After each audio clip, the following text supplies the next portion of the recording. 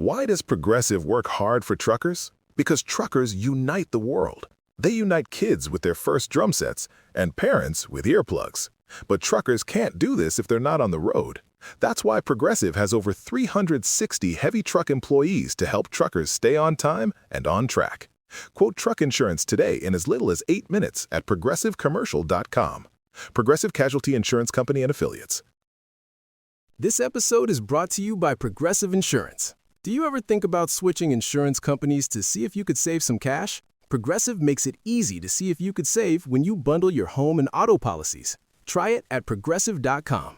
Progressive Casualty Insurance Company and Affiliates. Potential savings will vary. Not available in all states. He was my favorite player.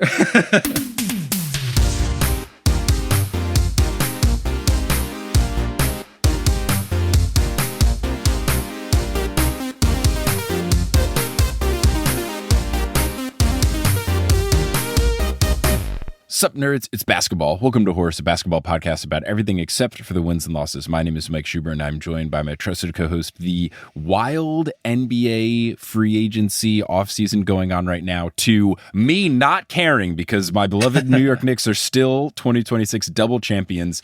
Shout out to the Knicks in 5 shirt that my buddy Chris got us, and by us, I mean our buddy Chris got me. It's Adam Mamwala. Adam, how's it going? It's going well. I saw a similar tweet from someone who's like, the Knicks winning has made me completely impervious to any other sports-related pain. It's like, U.S. men's national team gets knocked out. Right, I don't care. Yankees slumping. I don't care. The Knicks won. Yeah, people keep asking me about the World Cup, and I'm like, what are you talking about? What are you talking about? The Knicks already won. We don't have to watch any sports. Yeah, I've not been upset by any other sports thing going on right now.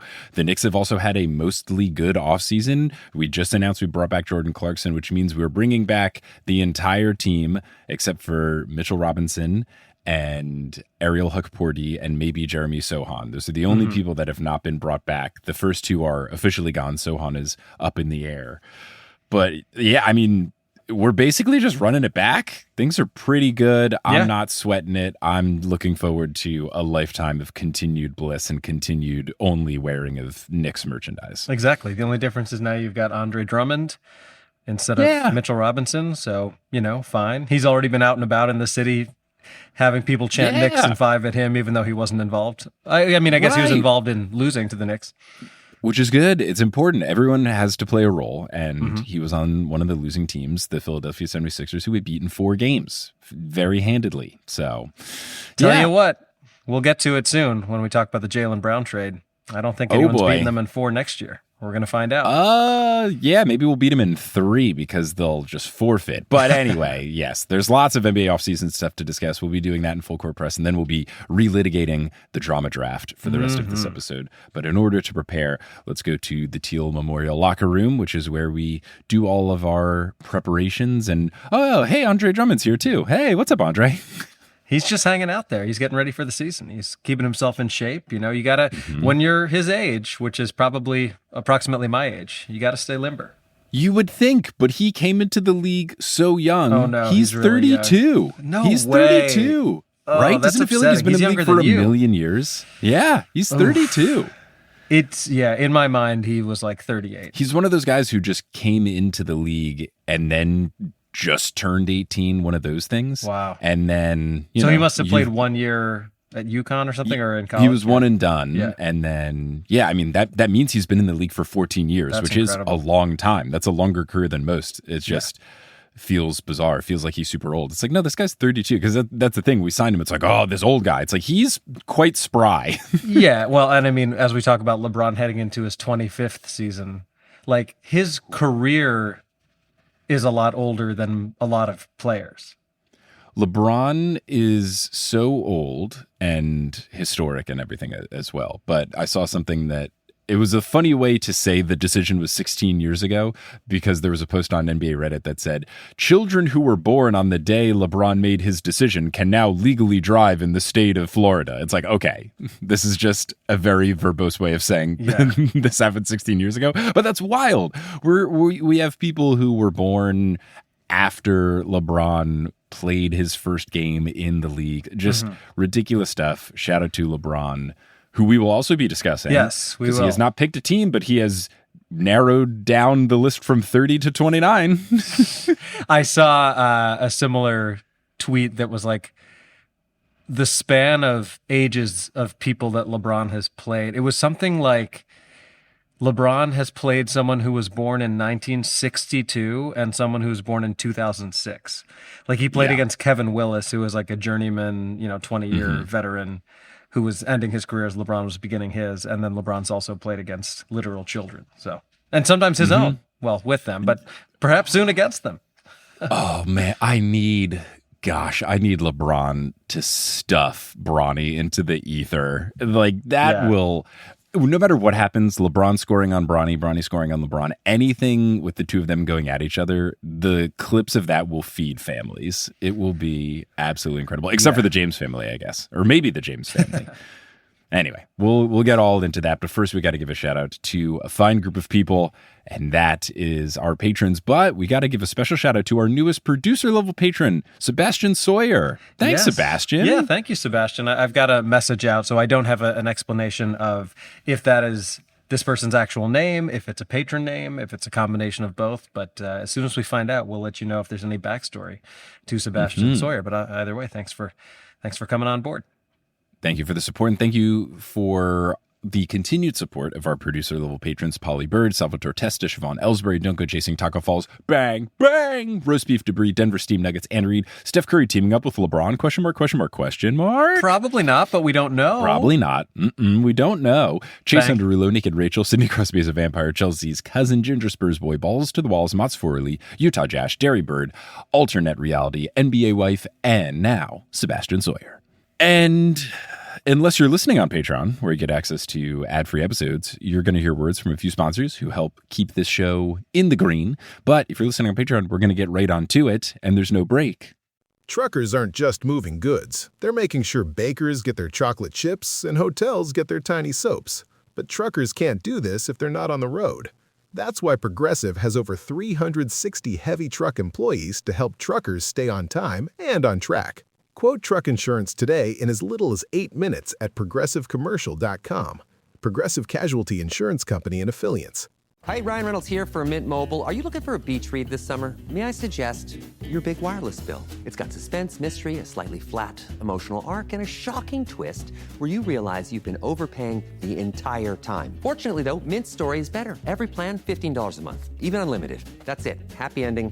Zero tears. Give it a try at mintmobile.com/switch. Upfront payment of $45 for 3 months, $90 for 6 months, or $180 for 12-month plan required. $15 per month equivalent. Taxes and fees extra. Initial plan term only. Greater than 50 gigabytes may slow when network is busy. See terms. Adam, what do you got going on? So I've got a couple new things to share. If you are listening to this when it comes out, I guess the next upcoming thing I have is Washington, D.C. at the D.C. Improv on July 29th. Then I will be in Montreal in Canada on August 14th and 15th. I'll be in Easton, Pennsylvania on September 12th. I'll be in Atlanta, Georgia on October 15th. Still don't have the tickets live for that yet, but that will be at a venue called The Argosy, and that should be up pretty soon. Be in Philly, PA on November 7th at Next in Line Comedy Club, and then just locked in Bozeman, Montana, back at Last Best Comedy Club on Friday, December 11th, and then hopefully adding some West Coast stuff around that. So looking for maybe something in the Bay Area or some Northwest shows, TBD. But what about you? Just got the same three. We've got Brooklyn on August 15th, Boston on September 20th, and Philly on September 27th. Get your tickets at thenewslumpian.com/live. Do we have an NBQ&A? We have an NBC&A. That means a comment more than a question, but it felt appropriate to read, and so I will. Sure. Now, under what is your name, it just says Jazz, so I don't know if that means Utah Jash, but let's assume that it is. And whoever wrote it can tell me if I'm wrong. The message simply says, "Hello, genuinely very happy for the Knicks championship. I was heartbroken when my beloved Raptors. So it can't be Utah Jazz. Who is Jazz? Do we have? Well, apparently Jazz Chisholm of the New York Yankees. Big Raptors fan and horse listener. Anyway, Jazz, let us know who you are. But the message says, I was heartbroken when my beloved Raptors traded OG away, but I'm so happy he's found his place in New York and that New York has embraced him. I'm also really happy for Cat. Seems like a stand-up guy who's been through so much, losing his mom and so many others to COVID. Then he had COVID and had trouble getting back in shape himself, and people making fun of him for his voice and generally using homophobia to be a dick to him. Vibes are off the charts, and I'm so happy for the team in general. This is an important final note. Except James Dolan. Yep. He can choke. Look, not a fan of him. Not a fan. It's a thing where I didn't want to have to hand it to him, and now I feel vindicated and never wanting to, because he's immediately reverted back into terrible James Dolan, where he refuses to go into the second apron. He's making everything all about him. He was rude to Zoran Mamdani for no good reason at the parade, just trying to squash vibes instantly. Like, we got one year of bliss, and then it's back to Dolan. You know what it is? It's that great Onion headline that's like, worst person you know just made a great point. It's like, worst person you know just assembled a championship team. So thanks, but now let's get back to remembering that he's a dick. Yeah. Not a good guy. Not a good guy. Well, thank you, Jazz, for the nice comment. I appreciate that. I'm happy as well. It really did warm my heart to see how many people reached out, and whether it was people who said, I am a fan of the Knicks because of you, or I was rooting for the Knicks because of you, or I just knew you'd be happy when I saw the news. Good stuff. So I really appreciate it, everyone. All right, but now we can get into full court press. Get it like the news? Indeed, and there is a lot of news, mainly NBA free agency news. There's, of course, some WNBA updates as well, but where do we want to begin? I think we should start with the biggest thing, which I would believe is the Jaylen Brown trade. That's at least the most surprising of the things. And the trade that took place was Jaylen Brown to the 76ers for Paul George and 2 first-round picks, and then I think 2 second-round picks as well. And I think the first-round picks are supposed to be good. I think one of them is like a Clippers pick or something, and they're not supposed to be particularly good. So it probably should be some good picks, but the downgrade from Jaylen Brown to Paul George is definitely significant. The financial savings aren't huge, except for that Paul George's contract is 1 year shorter. And it's just one of those things that seems strange, given that Jaylen Brown is so good. He had MVP votes. He was second team All-NBA. Yeah, he carried them when Tatum was out. He's the reason that they were as highly ranked as they were. Yeah. So a lot of reasons that he's a good player, but there's other rumblings about why this happened. I think the number one is his contract. He makes $60-something million, and by the end of it, he will make close to, if not more than, $70 million. And it's one of those things where Jason Tatum's already making about that money, a little bit more. If you just have that much money devoted to 2 people in this new era of the NBA with aprons and stuff, how much can you fill out the team? So that was, I think, what it really came down to was they don't see it working in the long term with just giving so much money to these 2 guys. I think that's the primary reason they did it. Now, they don't save a ton by doing Paul George. It's not like they traded for someone who only had 1 or 2 years left on the deal. I think Jaylen Brown has 4 more and Paul George has 3 more, or 3 and then 2. It's only 1 year shorter. So it's not like huge savings. So I think money's probably the biggest thing. And they just couldn't find a lot of teams that wanted to take him. They were really trying to get into the Giannis sweepstakes. Have we talked about that on an episode yet? Right? That already happened? I'm pretty sure we already did, yeah. But that certainly factored into it as well. It's like, if he was the main trade chip in a Giannis trade that didn't happen, obviously the vibes are probably not great there when he knows that they just tried to trade him, which is always kind of the risk if you try to trade for someone and it doesn't work out and then it gets leaked, like what the trade involved. So yeah, I think money's a factor. I think vibes are a factor. I saw a great tweet that was like, you would think Paul George is the best player who's ever lived when you look at what has been traded for him. Because it's basically like SGA, Jaylen Brown, and 1 million picks. Right. I think, yes, they tried to get Giannis in earnest. Jaylen Brown was the thing, but the Bucks didn't want Jaylen Brown. I think they were looking for a true rebuild. So they were trying to find a third team that would be interested in Jaylen Brown. And apparently there just weren't teams interested in Jaylen Brown. I think it's probably a combination of the money that he's owed. And then the whole big rumbling story was that the analytics say he's actually not that good. The analytics say that he doesn't necessarily contribute to winning meaningful basketball. I disagree with that. Well, here's the thing. Yeah. For the regular season, I disagree with it, but they lost to the Sixers in the playoffs. So, like, yeah, I don't think it's that wrong. Like, the Sixers, we destroyed them. We swept them and no game was close.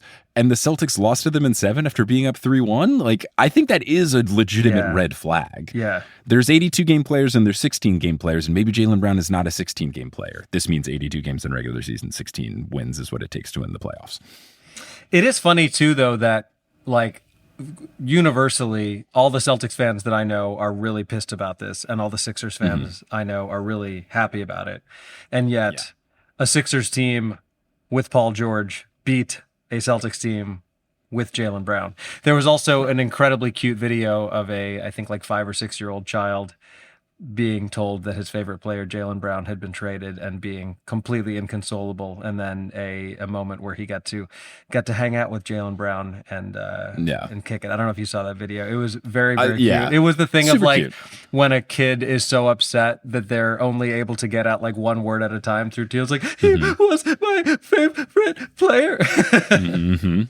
So that was very nice. But yeah, I don't know. Yeah. I think it's interesting looking at the Sixers now, because Embiid is always a question mark, but if you can get Embiid healthy for the playoffs and you have a starting lineup that includes Tyrese Maxey, VJ Edgecombe, Jaylen Brown, and Joel Embiid, like that's pretty good. It is good. I think that's a huge if for the Joel Embiid. Like if I win the lottery tomorrow, play him I'll 10 retire. Games in the regular season and try to get him healthy for the playoffs, I guess. Here's the thing, and maybe this will age poorly. But this is just, I said this, I did this like last season when the Cavs were looking good and it was really early in the offseason. I was like, I'm not sweating them. And then we swept them in 4. Right. Not worried about the Sixers at all. And maybe this will age poorly. Jaylen Brown's very good. I'm losing zero sleep. There's also reports that they are one of the 3 teams that could sign LeBron. I'm not worried about it. Absolutely not worried about it. Maybe we'll lose to them and this will age poorly, but I won't care because we won the championship. That's the joy of it. I'll be like, but we won in 2026. I don't care. And then it's all good. But there's just something about it. I'm just not worried. Worried about it. That's fair. But obviously, if you're the Sixers, you do this trade. Like there's you absolutely do it.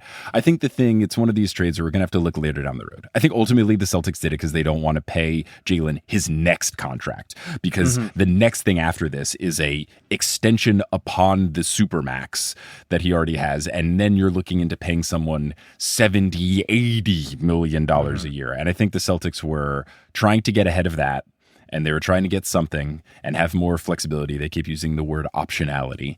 And I think once they tried to trade him for Giannis and it didn't work, then the vibes are already bad. Even preceding that, the vibes were bad because Jaylen Brown had the whole thing where he said that this was his favorite season because it was the time where he got to kind of run the show and prove that he can be a number 1 option, which I get. You win the title once, you kind of just go into F it mode, or at least certain players. Some players are like, I won the title, whatever, dude.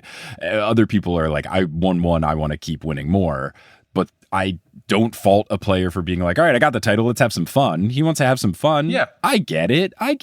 So I think the combination of him already not necessarily wanting to go back to being the B option to Jason Tatum being the A, that in conjunction with, you tried to trade for me, I think just was bad vibes all around. So I think the Celtics wanted to get ahead of it. And I think this is a slept on thing where people are talking about the trade. They're like, they didn't have to do this now. They could have done it into the season, etc.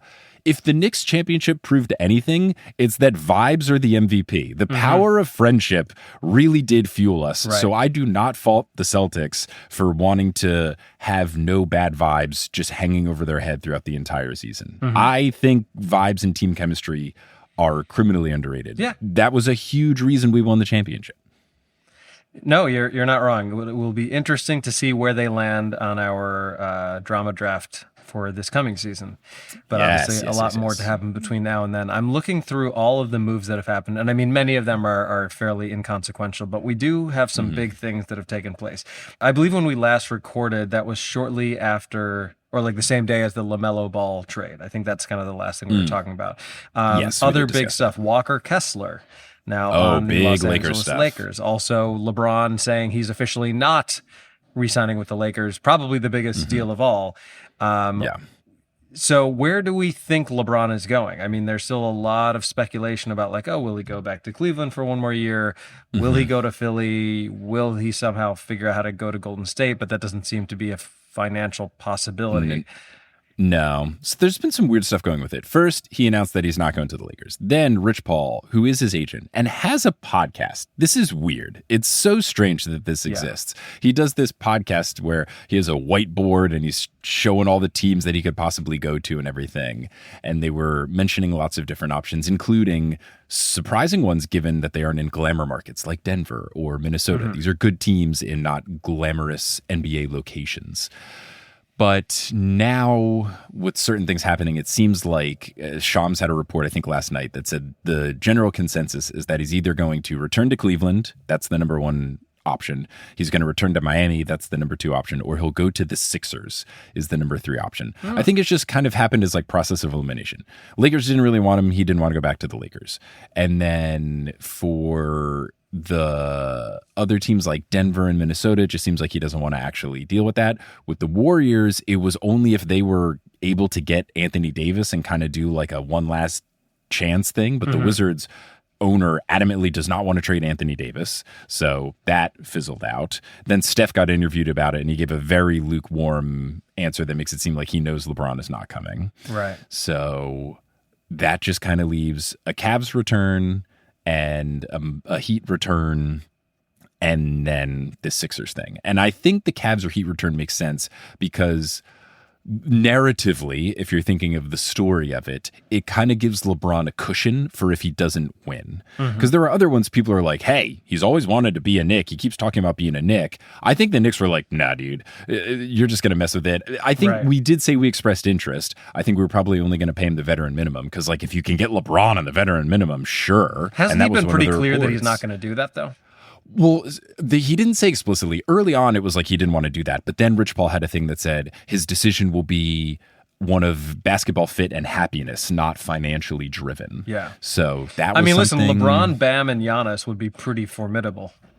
It would be. It would be for sure. But yeah, I think other teams like the Knicks, like we just have done enough little veteran minimum things where I don't think LeBron is coming back unless he's our final veteran minimum. I just don't think he's going to want the minimum.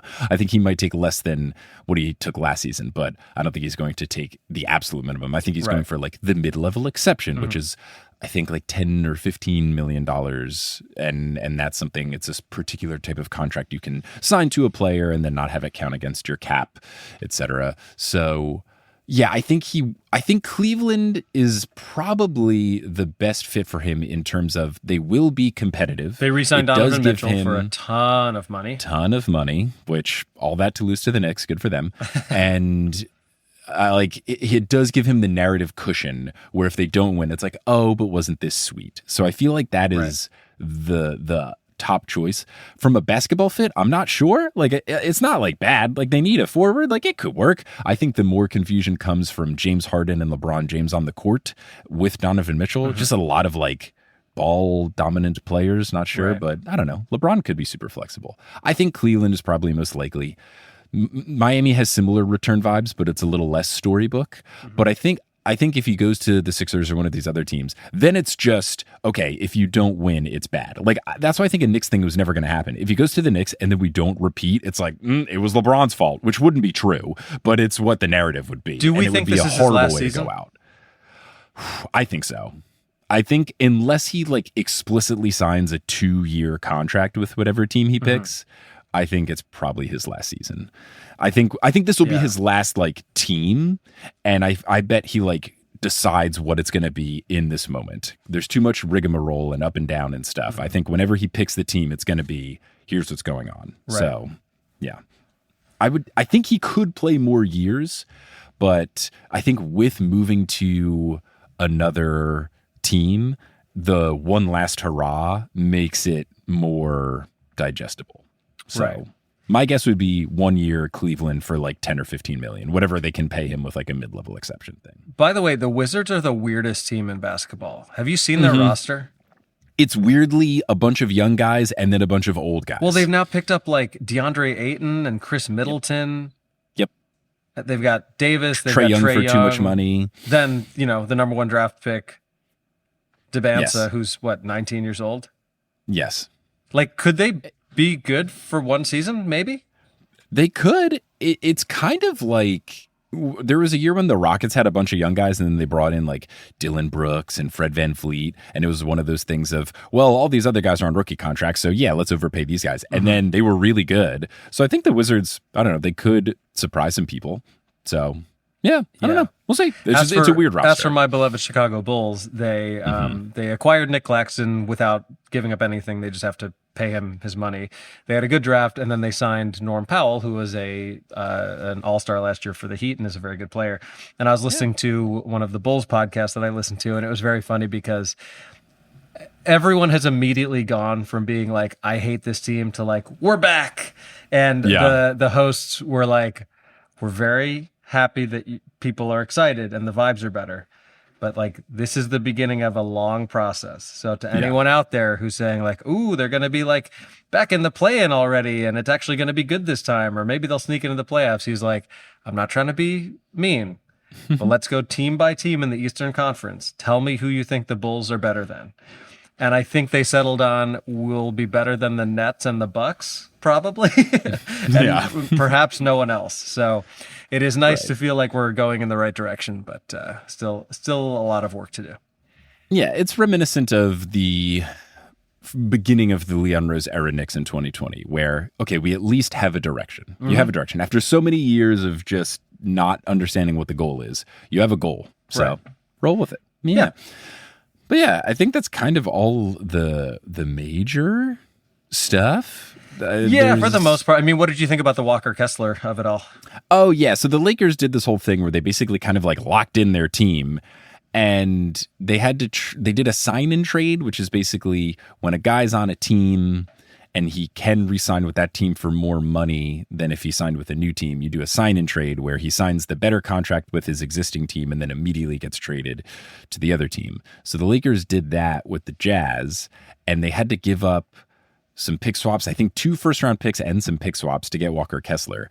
It just seems like a lot for a guy who had a very promising start to his career, but then he had one season where he only played 5 games. Right. And it's just a lot to be given to someone who isn't necessarily a guaranteed thing.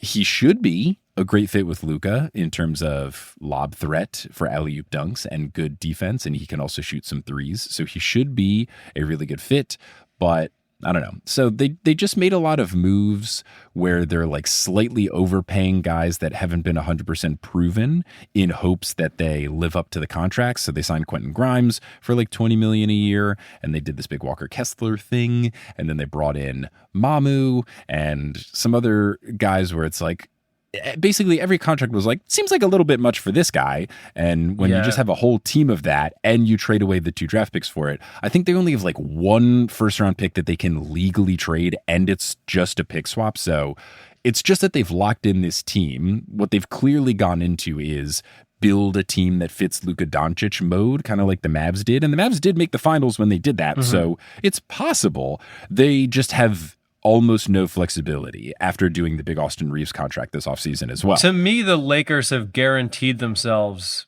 being in the playoffs. Like they're like a probably 3 through 6 seed, but nothing that they've done, in my mind, gets them any closer to competing with the Spurs or the Thunder. Or the defending champion New York Knicks. I think I was talking about getting out of the West. I was not disrespecting the Knicks. No. I think the problem with it, because you can make a lock-in-the-team move. My beloved 2026 double champion New York Knicks did this. The Mikal Bridges trade was basically a lock-it-in move. But these were incremental moves that led up to it, where, okay, we bring in Brunson. That's going well. Let's bring in Karl Anthony Towns. Let's bring in Mikal Bridges. Like, they did everything incrementally. Bring in OG, bring in, I think, Bridges happened. I think it was Bridges then, whatever it was. Everything was incremental, where you can see like it's going well. Bring in this piece we're missing. Boom, boom, boom. But the Lakers are doing this like all in one offseason. So it's just a big risk when you have no flexibility. Right. That was even something that some of these picks, like what the Celtics did, for example, it's like, okay, what's a team that's trying to compete now doing with 2 first-round picks? It just allows you to kind of hit an undo button. It just means you don't have to be 100% perfect on every single decision that you make. And that was something that worried the Knicks when the Bridges trade didn't at first look like it was going well. It was like, oh crap, we don't have anything else to trade, so you can't really do anything. Right. But then, as I had said, it panned out in the playoffs, so it was all good. So yeah, I think the Lakers could be really good. I think it's just risky. They're very locked in, and it's a lot of money to give to Walker Kessler, who may very well be good. So who knows? Who knows? Yeah, it's just a risk. Now, it is very funny that a lot of the guys they signed are white guys, so people have been making fun of that. And the funniest version I heard was Bill Simmons calling them the Snowtime Lakers, a play on the 80s Lakers being the Showtime Lakers. Well, they certainly look more like the Minneapolis Lakers. Yes, there's been lots of jokes talking about bringing back the George Mikan era. Yeah. It's just, it's Exciting funny. whites. Exciting whites, classic, the wine joke. Yeah, I mean, that was something that Stephen A. Smith clowned, and they're like, what are you going to do with your 3 best players being white? And thankfully, Jeff Teague and other people were like, hey, man, it's a pretty weird comment to say, especially, it'd be like with the World Cup going on. This is what Jeff Teague said. It's like with soccer going on, it'd be like, how are you going to win with 5 black dudes on the field? Or how are you going to win with a black quarterback? Like, it is a weird comment to make, especially given that some of the recent MVP winners, mainly Jokic, like have been European white guys who are really good. Like, It's just it's a weird comment to make. It's been a strong past couple of decades for the European whites over the American whites. I will say that. That is certainly a trend. Oh, man. But yeah, I think that's pretty much everything big NBA wise. Yeah. WNBA stuff's going on. I think the biggest drama that happened recently was that Kennedy Carter was let go by the Las Vegas Aces. And it happened before, I think, July 12th. We're recording this on July 9th. I think that July 12th is the deadline in which WNBA rosters have to cut some people and make some decisions. So the Aces seem to have done that in prep for this. It's just surprising because Kennedy Carter, at least to the start of her Aces tenure, was doing really well. Like, she was absolutely balling out, but then fell off. And much like her career has been to this point, she's had a lot of locker room situations. Basically, every team that has moved on from her has cited locker room issues, whether it's being upset with players on the team or not enjoying her role, whatever it is. Every team that's moved on from her has been like, vibes are bad. And when the Aces picked her up, even Jordan Robinson, our WNBA correspondent, was very excited just from the basketball fit. And she started off playing really well, and then she had an injury and then came back and it wasn't doing well. And then she had another injury and then sat for a lot. And I think basically what it probably boiled down to was the Aces deciding, okay, Kennedy Carter is good and she was very good. Now she's not playing as well. And there's probably also some locker room stuff going on. She's not worth it. Let's move on. And I think if you're a title contender, defending champ, and you've got a deep enough roster, you don't need to have the vibes risk. You don't need someone messing things up. So I think that's probably what it was. It was just very shocking because all the Aces posted was the WNBA has to do this a lot because of the way their contracts work out, but there's a lot of having the roster be big and then waiving people. So seeing text of a player with thank you underneath is WNBA code for we've waived this player. Exactly, yeah. And they just posted that with the caption just saying like, thank you, Kennedy. Yeah. And that was just like, whoa, especially because it was a couple days ahead of this deadline. So it was very shocking just to see that out of the blue. Real quick to jump back to NBA stuff, because you reminded me of something. Nikola Vucevic has re-signed with the Orlando Magic, which is not really particularly consequential. But the Celtics tweeted, thank you, Nikola. And then he quote tweeted it and was like, I appreciate the gesture, but you're really setting me up for failure in the comments here because all the replies were like, "For what? Literally Yeah. for what?" Didn't do much. Yeah, But I know WNBA you're All-Star. Stormer struggling, but I think that was kind of the plan. So That's the plan. The good thing is, and I was going to say this with WNBA All-Stars this weekend, and Dominica Malonga, our second-year player, made the All-Star team, which is really cool. She's having a great season. She's had some monster games where she scored 30 points, the youngest player in WNBA history to do it because she came into the league so young. It's just exactly what we want to be. We're the second worst team in the league, but the vibes are great. Every time we get a win, it's really cool. Flaw J's balling out. Awa Pham has come over from her tenure playing in Spain. Now she's playing really well. Malonga's in there. Jade Melbourne is rocking. It's just perfect. It's fun. The vibes are good. The team loves each other. Everything's great, and we keep losing, so we'll get a good draft pick. that's great. Can't complain. By the way, the Lynx have the best record in the league at 16-6, and they haven't even had Nafisa Collier this entire season. Like Olivia Miles is going to be the runaway rookie of the year winner. And you can't say that it was necessarily the incorrect choice for the Wings to select Fudd. She might turn out to be fantastic. And the Wings are playing well. They're 14-8. They're playing quite well. AZ, though, is not necessarily like tearing it up, but Olivia Miles, I think, is older and had like a lot of success in college. I think she did something where like she could have gone into the draft last year and then didn't, and that was crushing for the Storm because we had a chance to get her and we were really excited about getting her. But I think it was understood that she was going to come in and probably have a better start just because she seems like more seasoned. But yeah, it's a perfect fit over there in Minnesota. Like, shout out to the trade they made to get that pick, because that's just really extending the championship contention window of the Lynx. They will be so scary when Nafisa returns. They will be so scary. Indeed. Alrighty, but I think now we can relitigate the drama draft for that actually happened. Yeah, let's do it. So the way we're setting it up this time is that I have gone back, I have looked at what our picks were. Shubes has not seen the list, so he does not, unless your memory is amazing. I'm assuming you don't remember. It is, but not exactly that good. how it went. And there were some big surprises that I was not expecting and frankly had not remembered. So here's how I think we should do it, because we try to like see which of us was correct. Yeah. I think when we should break it into 3 tiers. Okay. Top 10 pick, 11 to 20, and then 21 to 30. And then the question should just be, if they were top 10, were they dramatic? Or we could also just do it in halves, like top 15, lower 15. And it could just be like, were they dramatic? Yes, you get a point for being correct, and then bottom half, like, were they not dramatic? You get a point for being correct. Yeah, were they on the scale of more dramatic to less dramatic? I think the 10-10-10 might work, because like the middle can get tricky. So I can kind of keep some score here. Okay, keep score. And by the way, when we posted it preseason and said who has picked the more dramatic team, it was very close based on our Instagram votes. It was 52% for me and 48% for you. So an underdog story. I love an underdog story. All right. Now, you won the rock, paper, scissors. Yes. And you picked, do you remember who you picked first overall? I picked the Clippers, Right. and they were dramatic, but not as runaway dramatic as we thought they would and not be. for the reasons that we thought. Like, the whole idea Right. was the Kawhi drama was going to bleed into the season, and it kind of didn't, which it should have. But I think the league just made a point to be like, we're not going to really talk about that a whole lot. Yeah.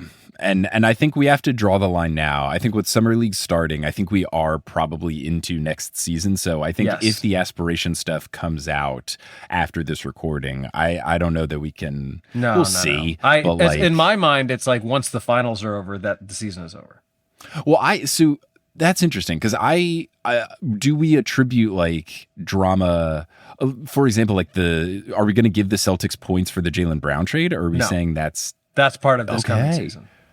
My viewpoint is like from when the Thunder won, from that day until when the Knicks won.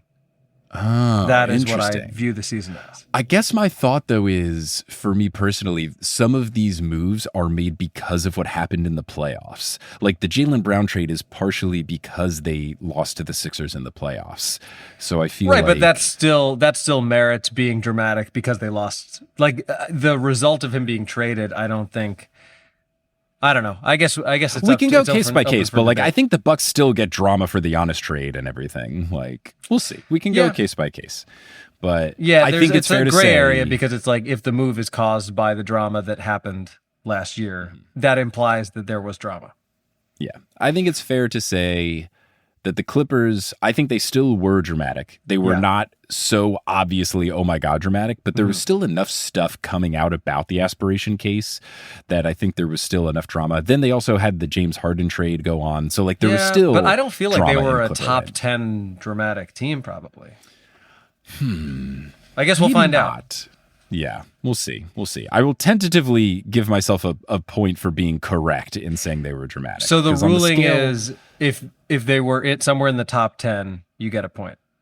I think just if they were dramatic and they were one of our top 10 picks, then yeah. Okay. Like so, we'll continue on. My first pick was also in Los Angeles. I went with the Lakers, of course. I don't feel like it was wildly dramatic, really. Not wildly, but there was. I mean, it depends on how much you want to credit this like LeBron offseason drama stuff. Like, so I don't know. I think there was still enough drama to say they were a dramatic team. I think they had enough going on. There was the like, is this a fit? There was Luka questions. I think they still had some drama. Again, I think it's very similar to the Clippers, where they were not like, oh my gosh, so obvious drama, but like I think they had drama. Right. All right, I'll take the point. Your next pick was the Bucks, and even before the Giannis trade was official, lots of drama. There was all this, will he be traded? Won't he be traded? The people making money on Kalshi that he will be traded. Then a day later, he says, "Hey, guess what? I've partnered with Kalshi, and thanks for your money." So, yeah, very obviously drama in Milwaukee, and Doc Rivers is just a bad coach. So there, I said it. Yeah. My next pick, pretty proud of this one, Houston Rockets. Yeah. I feel like quite very dramatic. The Kevin team. Durant thing. Yeah, that is dramatic with a bullet. Well selected. Your next pick, this was your third overall, fifth in the draft. You're not going to believe this. You know who you picked? Did I pick the Timberwolves? You picked the Knicks, dude. I did? Yes. Wait, I did? Yes. What was the reasoning? I got to listen to the episode. Yeah, you said, I didn't listen to the whole thing, but I went back because I was like, is that right? Basically, you said, this is shocking because, in the past few years, vibes have been so great that I picked them very low. But I think this year, because of the fact that anything less than getting to the finals is a failure, it's going to be dramatic, which does make hilarious. sense. Yeah. But they were not, and you do not. You Great. get nothing, no point. and you will like it. Wow. I've never been so day, delighted to be wrong. Exactly. Never been so delighted to be wrong. Yeah. My next pick was the Mavericks, and I don't think I was right with that. I think I think not Cooper dramatic. Flag was really fun. There wasn't a whole lot of drama. There wasn't any additional fallout from the Luka trade. Yeah, they fired their coach, but even that, like getting rid of Jason Kidd wasn't super dramatic. So and I forget if they had already gotten rid of their GM. I guess maybe that was a little bit of drama for them. For Nico, but again, I think they hadn't fired him yet. But it was such a consensus that not if but when that I would agree. I think we both missed with this third round. Yeah. Your next pick was the Warriors. I don't think dramatic. Yeah, I don't think dramatic. No, I would say not dramatic. Mine was the Sixers. And that's a I tough also one think because not- they kind of overachieved. Yeah, I don't think dramatic. VJ Edgecombe was so good that everybody kind of gave Embiid a pass for being injured for so much. And Maxey played really well. And Paul George, the only thing was that Paul George had the 25-game suspension for some sort of drug usage, but then he played really well in the playoffs. So everybody was like, oh, cool, he got a 25-game break and then was well rested for the playoffs and helped us beat the Sixers. Performance-enhancing P. Or helped us beat the Celtics. Yeah. Percocet P. So, yeah, I think again, no drama pick. Yeah. Your fifth overall pick was the New Orleans Pelicans. I think certainly dramatic. Yeah. They Just had how all the shitty weird they stuff were? they were just bad. The pick, it was just, there was all like, they lost, like they were like 2-14 to start the season or something. Yeah. There was all the stuff going on with like, are they going to trade any of their players, and then they didn't.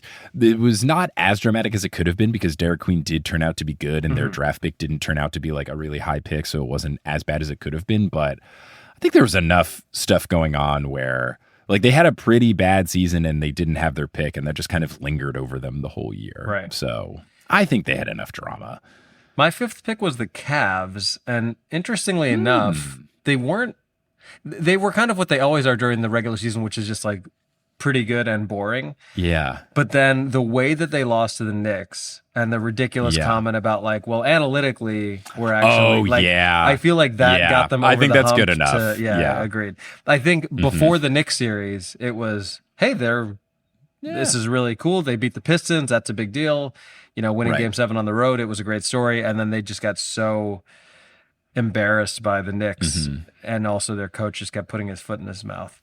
Yeah, I think Harden also, doing the Harden trade was dramatic because it was cashing in the future for the present with Darius Garland. Garland, who then played well for the Clippers, so it already is kind of looking bad. Harden then played poorly in the playoffs. Harden then also said, I think we were the better team than the Knicks, just to add to the foot in the mouth that was going on over there. So yeah, I think they got a dramatic point for just the particular way the playoffs shook out. Your next pick was the Timberwolves, and I don't really feel like they were particularly dramatic. I don't think so. And what number overall pick are we at now? That was your 6th overall, so that would be the 11th in the draft. To me, they're not a top half dramatic team at all. But I think now we're trying to see if there were teams that were like kind of dramatic. But I think if we were ranking them by drama, I think the Timberwolves might have been in the bottom 10. I don't think they actually had a lot of drama. So I don't think they were a fun team. They added Io. They had a strong playoff run. Like nothing. And they really lost. dramatic You there. can chalk up so much of their losing in the playoffs to injuries that you can't like blame it on a player. So yeah, I don't think there's a lot of drama. Nothing happened with Alex Rodriguez as the owner or anything. Yeah. So yeah, I think we are looking for like kind of dramatic in this next set of 10, and I don't think they were. My next pick, I definitely undervalued the drama. I picked my beloved Chicago Bulls, who finally at long last bottomed out. Yes. And that was dramatic really just because most of the fan base was like, you're doing this 2 years too late and you're not getting anything in return. And then they also traded Io, who was like a beloved player. So in the course of a few days, they traded Kobe White, they traded Io, they traded Vucevic. Who else did they trade? I mean, anyone who was they just of any didn't get value. a lot back. Right. And they, in all of the trades they made over the past few years, including Caruso, Zach LaVine, DeMar DeRozan, everybody they traded this year, the only first round pick they got was their own pick back in one of the trades. So just an overall like organizational failure. And then, the only change now, which is, I guess, the coming season, is they got really lucky in the draft lottery and moved up from what they were predicted at, which was 9th to 4th, which is a big deal because it was a particularly good draft and yada, yada, yada. But I would say having the Bulls 12th overall, to me, they were higher than that. So I think you should still get the point. I would say they were. Yeah, I think we're looking for teams that were like, they were kind of dramatic. And I think, like, I don't think they were a top 10 drama team. You might feel that way because of your fandom, but like, I think they were middle of the pack dramatic just because of how bad the trade deadline was. So I think you get the point. You had the Orlando Magic next. I think pretty dramatic because the coaching situation was not good. Yeah, and the weird playoff run. Yeah, they were up 3-1 over the Pistons and they lost. There was this whole feeling that like Jamal Mosley had lost the locker room, and any success they were having was kind of in spite of him more than because of him. He was fired, I guess, almost immediately. So. Right. They lose the play-in game and they think this dude's getting fired. Then they destroy the Hornets in the second play-in game. Right. And then it's like, okay. And then they go up 3-1 on the Pistons. Not only 3-1, never mind. but they were up 22 at the half and then lost by like 20 points. It was one of the most ridiculous swings maybe ever. So yeah. And they were bad the whole season. They were they were probably a top 10 drama team. Like I think undervalued for sure. So if we don't want to give me the point because they were too dramatic, I'm fine with that. But I feel I think you get the point. If we're like in the right area, it's kind of loose anyway. My next pick, definitely a top half dramatic team. I picked the Celtics. And things were not great this year, and then they've gotten even worse now. Well, what's funny is it started off no drama because everyone predicted them to be bad, and then they were incredible. Right. And then I think by bringing back Jason Tatum and being weird about it, I think they have entered middle-ish drama because it just felt like they brought him back and then they played him way too many minutes, and then the way they lost in the playoffs with the weird coaching decisions Missoula did, again, they were up 3-1 to the Sixers, a vastly inferior team by general consensus. Yeah. And then they lost that, even though the Jaylen Brown trade happened in the offseason, there was like all this stuff going on. So yeah, I think you for sure get the point for them being dramatic. But it was funny because it started off as such incredible vibes. Yeah, it was like a good story. I can't oh my God, it was amazing. So it was going to be perfect. Yeah. And then Tatum was going to come back and it was going to be amazing. And then vibes got weird. Your next pick is the 15th overall. So we're right in the middle here. You had the Denver Nuggets. I guess the only drama is that they lost early in the playoffs, which people were disappointed by. But beyond that, I can't really think of anything else that happened that was super strange. Yeah, I think not dramatic. I think I wouldn't give myself the point here. I think they were, I think, disappointing, but there was not a lot of drama going on. If anything, the drama is kind of happening now with whatever they do with their roster. So, yeah, I think no point for me here. My next pick was the Pistons, which interestingly, if you asked me before the playoffs, I would have said no. But because of the way they lost in the playoffs, yeah, the Duran stuff. Yeah, the Duran stuff is bad. Oh, I think there's enough drama. By the way, just to backtrack a little bit, what makes the Bulls in my mind a top 10 dramatic team, the Jaden Ivey stuff was completely outrageous. That was really wild. I forgot about that. Yeah, and that was such a bad look for the organization that it did ultimately lead to the firing of their GM and then Billy Donovan not coming back. So just going back in time to make that point. But yeah, the Pistons, I think there was some drama there because a lot of people were like, hey, this is the team that's going to come out of the East. And, certainly I think they would have given New York more of a series than the Cavs did. But I think based on how they had played, I don't necessarily think they beat the Knicks. No. It would have been home court, so who knows? But would have been fine. But I wouldn't have been worried. I didn't want to play him. I was upset with the Magic for ruining it, but I didn't think they were going to beat us. I thought it was just going to be hard. But yeah, Jalen Duren turning into a pumpkin was also not ideal. Not ideal. Your next pick was the Miami Heat. I think middle drama makes sense. Like I don't know. I think they were bad. They were disappointing. There was talks of them trying to get Giannis during the year. Then obviously they did secure him in the offseason. You have the Terry Rozier stuff going on and like finally happening. What is his contract? Does this count? Does this not count? Is it voided? Can we trade his contract? I think there's enough to call them a medium drama team. Yeah. I think they kind of, if we were re-ranking them, I think they would kind of be in this ballpark. I had the Grizzlies next, and I think that's worth it as well. Yeah. The Jaw stuff, like, are you going to trade him? Injuries, like, but he didn't really have any big off-court stuff this year, did he? No, I guess not. Yeah, I guess they weren't necessarily dramatic, but they were just kind of a big nothing burger. Yeah, so maybe not dramatic, maybe just bad, maybe no point. But again, to be fair, that's the 18th pick overall. So like, isn't that kind of about? Yeah, I think 18th feels fine. Yeah. So yeah, I'll give you the point. Yeah. You had the Raptors next. Anything? I think we're getting into the right territory. I mean, I don't know. There wasn't really drama because they were playing well. They were trying hard. They had some stuff where like they had made weird signings, like the Jakob Poeltl signing didn't really pan out.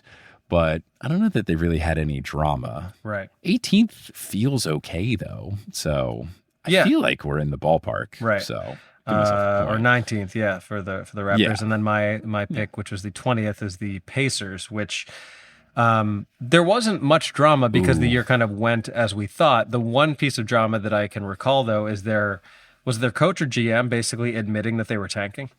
Yes, I think it was the GM. Well, because, and this was the linked thing, is they made the Zubats trade, which was basically a coin flip of do we keep our pick or not? And then the way the draft lottery shook out, it meant that they did not keep their pick. I think that's like the only piece of drama though. So I think if you have them 20, that's enough to vault them up 10 teams. So I think you're still in the right ballpark. I think that they had the right amount of drama. It was just the one thing. Your next pick was the Hawks, who actually had a pretty nice year. They ultimately lost to the Knicks, but like they seemed to land where you would think they should. And also kind of proved that CJ McCollum is in fact not washed and is a really good player still. So I think traded Trae Young. Yeah, I think vibes that's were a little good bit of drama generally, and that means a point for you because we're into the bottom third now. That was the 21st team overall. Yeah, and I think they were not like there wasn't no drama. The Trae Young trade did have some drama. They also made the Kuminga move, so like they did some stuff for sure. Yeah. So yeah, I think slight drama. So I think I had the Suns up next.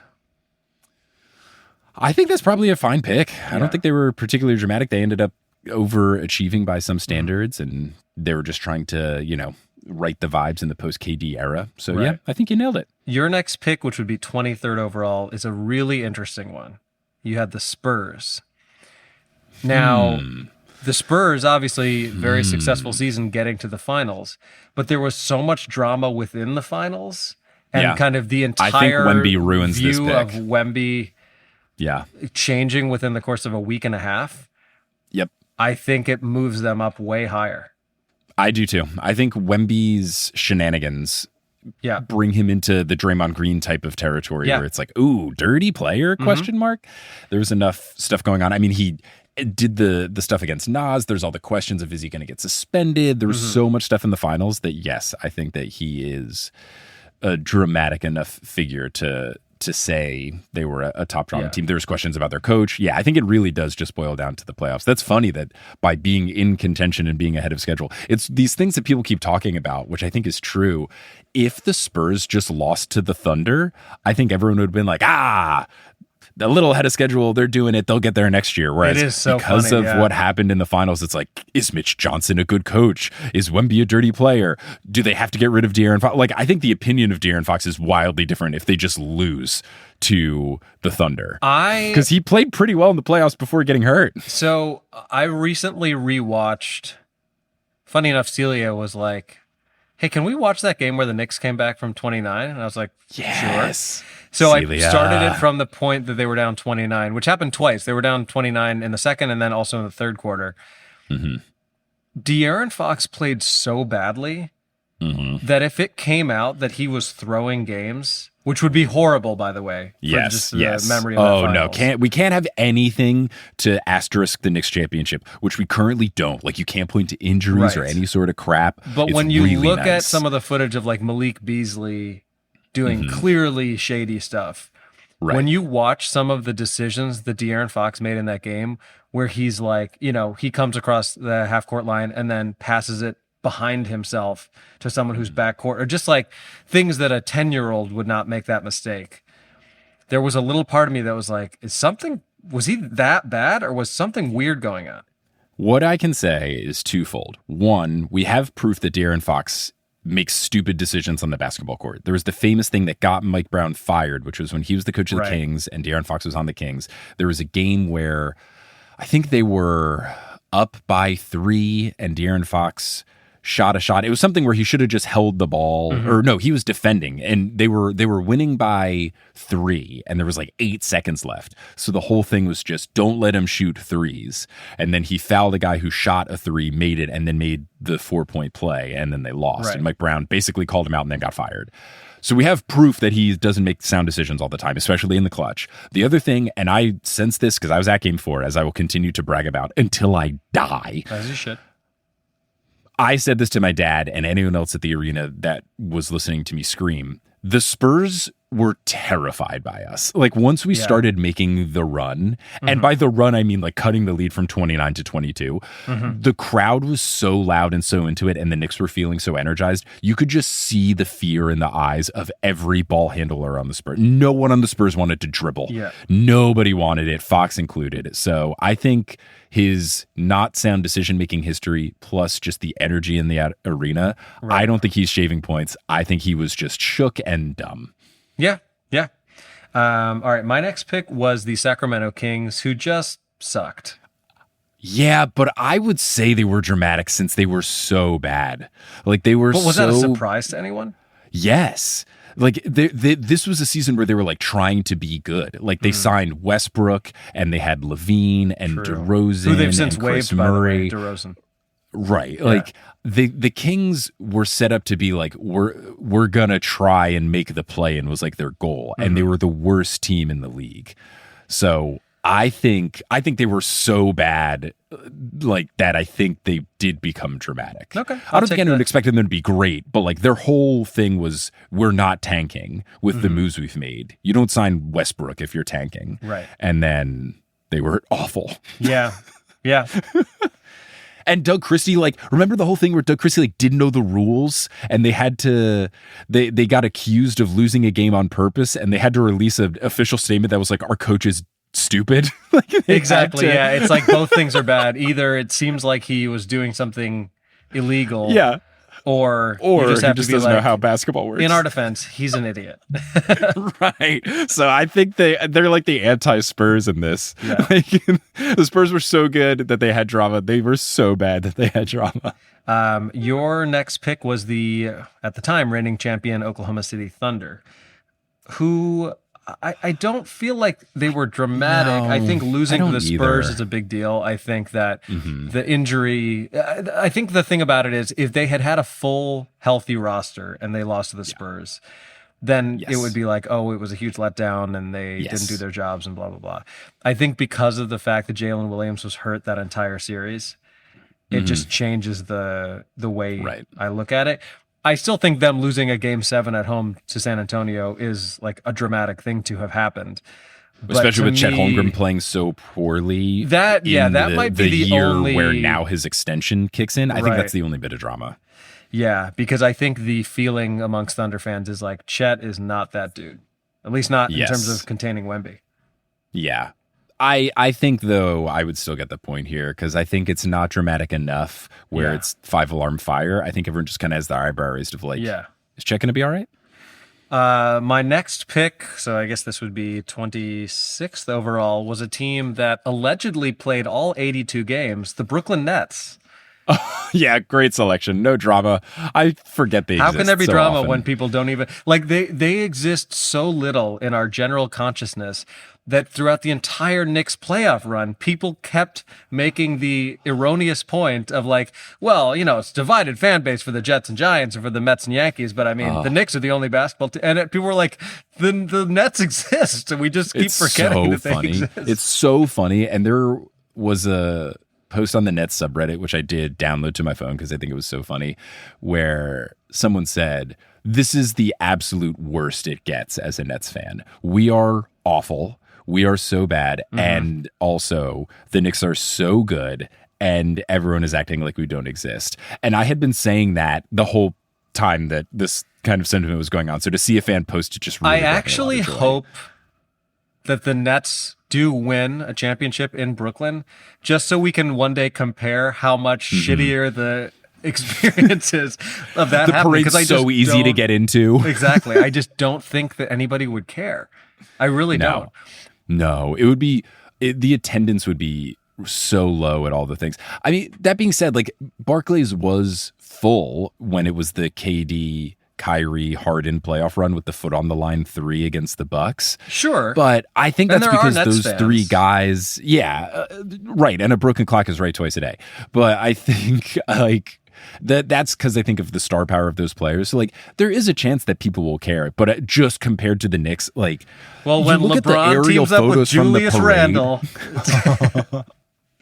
I just think, you look at the footage and at the finals games when it was not a game at MSG, they had to block off 8 streets and 3 avenues. Yeah, like there was so much police presence when there was no game happening. Yeah. It's just absurd. Yeah. Oh, man. So, right, you definitely get the point here. Down to our final 4 here. Your next pick was the Charlotte Hornets, who actually ultimately had a pretty good and fun season. Yeah. I think no drama. I think it worked LaMelo out well. car Continental accident. was incredible. That's all I got. Yeah. But, like, we can anticipate that. I think that's Sure. fine. They were really fun. Yeah. My next pick was the Trailblazers. Chauncey Billups got fired 1 game into the season for illegal gambling. True. That is true. And then they got the new owner who won't pay anyone anything. Yes. And he didn't fly people to playoff games. But then current Bulls coach, who they should have re-signed but are too cheap to, Tiago Splitter, turned the vibes around. So I do think that they are certainly higher than third to last. That is an objective fact. Just because of the Billups thing alone. I think they're dramatic enough that you can't have them with this low of a pick. The Chauncey thing alone, like federal indictment, you have to get rid of your coach. Like the second day of the season, the right? second game. Yeah. Like it was so early. So dumb. And then it's before the season ended. Like it was before the final was over. They decided to stonewall out their coach who did turn the vibes around. So I think it was just like it was a tasty. It was like a crap sandwich, but inverse. The inside was good and the bread was stale. And I think that they started and ended the year with moldy bread. And I think it's enough that I think it's too dramatic. I like it. Okay, fair enough. All right, our last picks. You had the Utah Jazz. I think Nothing? no drama. We were what they expected. I think they got fined for tanking and like faking injuries, but I think that was to be expected. Yeah. So And I had the Wizards, who were not, they did some interesting things, but I don't think they were dramatic. No, I think getting Trae Young and Anthony Davis is more confusing than dramatic. But yeah, I don't think drama. So I think we each get the point there, which means you win. You win 10-11. So you, much like the narrow margin that people predicted, narrow margin of I'll take it. Who was correct. So victory here's to you. what's interesting. Do we have a consensus for who was the most dramatic team? Like, was there a clear think so. I winner really this year? don't think so. The parody era has expanded into the drama draft. Yeah. I don't think there was a clear-cut most dramatic team. Like, if we're redrafting this, if you have the number 1 pick, who do you pick? I don't know. Yeah, I don't know. I don't know either. Let me just, I don't really know. Who's the most dramatic team? Because the thing that's interesting is that some of the teams that are dramatic, were dramatic when they had good seasons. Yeah, like the Rockets, I think would be. I think it's the Rockets. I think it's the KD burner thing, the flaming out in the playoffs, the Şengün thing, the Ime Udoka not playing Reed Shepherd a lot. I think the Rockets are the number 1 pick. All right. So I think in terms of like who hit with the high pick and did the best, I think it's you. So I think the Rockets would be number 1. The KD burner thing is wild because it completely tanked the team. So it has to be like if you're talking about who's the most dramatic, drama was their downfall. Yes, injuries as well, but like the vibes just ruined them. They were like, you look at when the report came out and what their winning percentage was, awful. Yeah. Awful. So well done. Well done. Well, it'll be interesting to see after the offseason is done and also where LeBron lands, which I think is kind of the major chip at this point, like who we expect to be the most dramatic this coming season. But there's still a lot of time between now and October, so we'll see. There is. We'll see. But that was fun. Glad to relitigate that one. Very fun. Very, very fun. Thanks for listening to this episode of Horse. Horse is hosted by Adam Awala and Mike Schubert. The editor for this episode was Mike Schubert. The music is by Bettina Kapamanis. The art's by Alison Wakeman. The music is by Bettina Kapamanis. The website is by Aurelia Lieb. And the social media is by both of the Horse Boys. Thank you to our producer-level patrons, Polly Bird, Salvatore Testa, Siobhan Ellsbury, Don't Go Chasing Taco Falls, Bang, Bang, Roast Beef Debris, Denver Steam Nuggets, Anna Reed, Steph Curry teaming up with LeBron. 4. Because Steph said, I'll play golf with LeBron. There you go. Chase Underulu, Naked Rachel, Sidney Crosby is a vampire, Chelsea's cousin, Ginger Spurs boy, balls to the walls, Mats Furley, Utah Jazz, Derry Bird, alternate reality NBA wife, who did confirm, by the way, that was an intentional pun, and Sebastian Sawyer. You can follow us on Facebook and Instagram at Horse Hoops and on Twitter at Horse_Hoops because Horse Hoops had beef with Kennedy Carter, and Kennedy Carter got their account suspended. My only beef with Kennedy Carter is the spelling of Kennedy. What are we doing? Yeah, it's tough. Kennedy? Can't blame her, though. Got to consult the parents. Yes. Got to consult the parents there. You can go to our website, horsehoops.com, for links to the things we talked about today, including a link to a very cute and sad Celtics fan who got to meet his hero. And if you want to support the Horse Boys to make us not sad, go to patreon.com/horsehoops. You get video versions of episodes. You can get access to ad-free episodes. You can get a whole bunch of fun stuff. And then if you go to horsehoops.com/merch, you can get cool digital merch like wallpapers and ringtones and stuff. But we're going to conclude this episode, as we always do, by putting our hands in the middle and saying something on the count of 3. What are we thinking? What are we feeling? Do we champion on the Bogs since our lawyer team softball season is beginning? We can start with the Go Bogs. We got a nice win in our first game of the season. So. Double header on the day that this episode comes out. Yeah, will you be there? I should be at both games, yes. Sick. I'm glad the rainout happened this week because I would not have been there for the game. So this is a perfect situation for me. Also, I feel like for you as someone who's trying to be mindful of like, I don't want to leave Kelly for too long, it's very nice when there's like, hey, here's a condensed situation where there's 2 games in 1. It's really good. I would much prefer we play every other week and we had double headers every time. Yeah. That would be nice. Yeah. That'd be good. All right. Yeah, such is life. Indeed. Gotta pray for rain. Indeed. Let's say go Bogs on the count of 3. 1, 2, 3. Go Bogs! Let's win it again. Hell yeah.